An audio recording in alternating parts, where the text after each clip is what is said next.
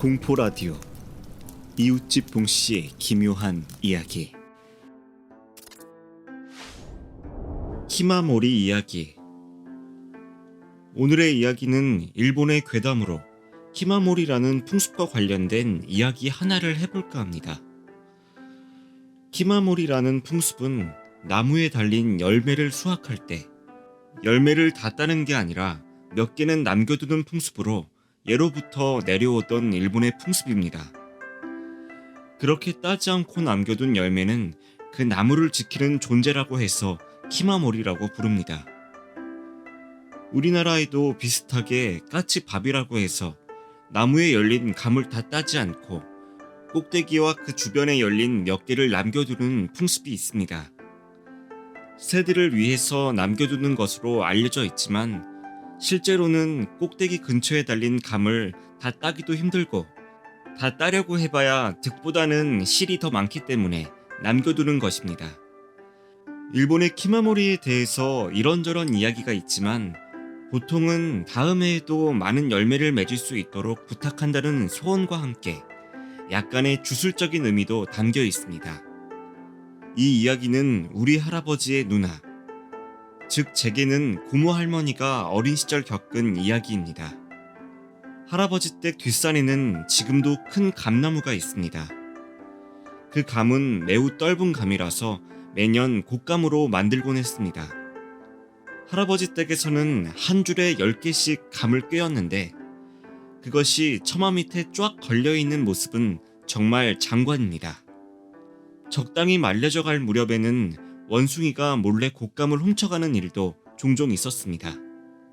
매년 가을이 되면 학교가 끝나고 돌아온 할아버지는 가족들과 함께 곶감을 만들었습니다. 그해 가을도 뒷산 감나무에는 감이 주렁주렁 달려 있었습니다.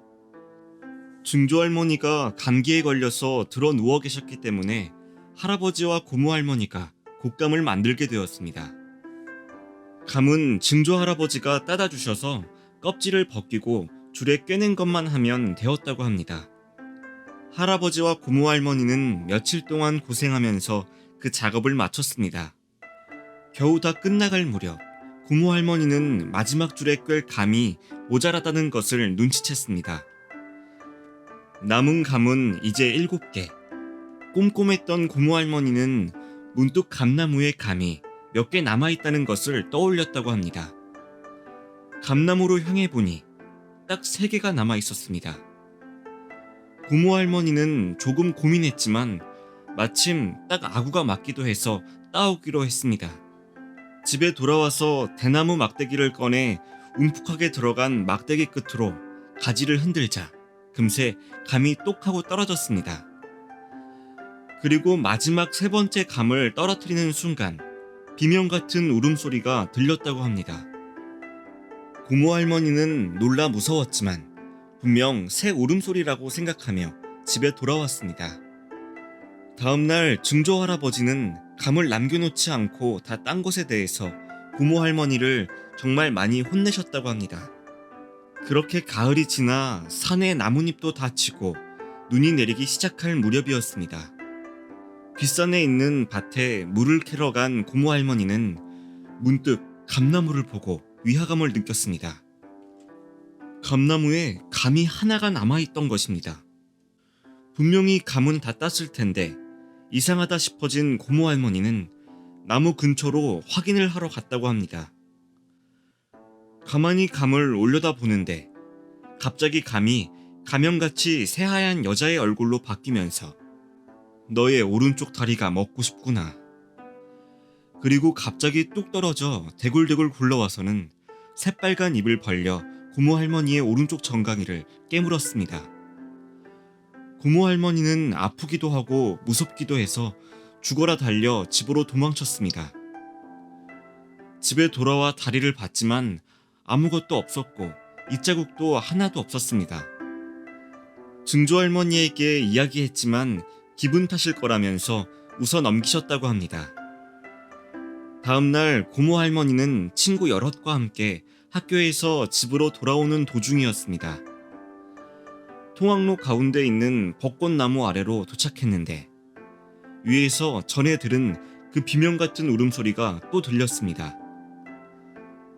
문득 올려다본 순간 몸이 굳어서 움직이질 않았다고 합니다. 벚꽃나무 가지에 감이 2개 매달려 있었습니다. 감을 올려다보며 움직이질 못하고 있는데 어제처럼 감 하나가 새하얀 여자의 얼굴로 바뀌었습니다. 네 오른쪽 다리는 맛있었어. 그러더니 다른 감나무 하나가 백발의 노파로 변했습니다. 나는 너의 왼쪽 다리가 먹고 싶구나. 그러더니 두 얼굴이 모두 뚝 떨어져 대굴대굴 굴러와서는 새하얀 여자는 오른쪽 정강이를, 백발의 노파는 왼쪽 정강이를 깨물었습니다. 아프다고 느낀 바로 그 순간 몸이 움직였습니다. 주변을 둘러보니 친구들은 멍하니 고모 할머니를 보고 있었습니다. 고모 할머니는 혹시 목소리를 듣지 못했냐고 친구들에게 물었지만 아무것도 못 들었다는 대답만 돌아왔습니다. 감 역시 보지 못했다고 합니다. 무서워진 고모 할머니는 서둘러 집에 돌아가 증조 할머니에게 울면서 이 이야기를 했습니다. 이야기를 털어놓은 후에도 무서워서 견딜 수가 없어 이불을 뒤집어 쓴 채 울었다고 합니다. 아무래도 심상치 않다고 느낀 증조 할머니는 가까운 절의 주지스님에게 상담을 하러 갔습니다. 하지만 주지스님도 뭐가 뭔지 알지를 못했다고 합니다. 딱히 어디 의지할 데도 없어 어찌할 바를 모르던 증조 할머니는 그날 밤새도록 불단 앞에서 조상님들에게 부디 우리 딸을 도와주세요 라고 빌었다고 합니다. 증조 할머니가 치성을 드리던 밤, 고모 할머니는 꿈을 꿨다고 합니다. 어두운 가운데 새하얀 옷을 입은 남자가 나타나 고모 할머니 앞에 정자하고 조용히 인사하더니 이렇게 말하더랍니다. 내 힘이 모자라 정말 미안하구나. 전부 용서해 주질 않았어. 그리고는 다시 조용히 인사한 뒤 천천히 일어나 어두운 저편으로 사라져갔다고 합니다. 다음날 눈을 뜬 고모 할머니는 증조 할머니에게 꿈 이야기를 했습니다.